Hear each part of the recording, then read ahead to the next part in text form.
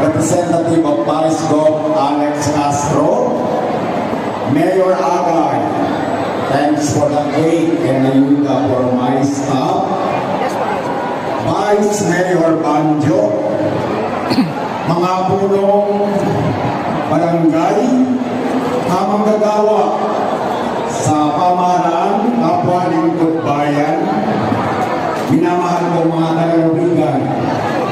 Ako po ay nasa bayan, nasa ikalawang bayan ko. Pagpati rin kay Serenet at Serudel at sa iba pang mga kaibigan nasa paligid.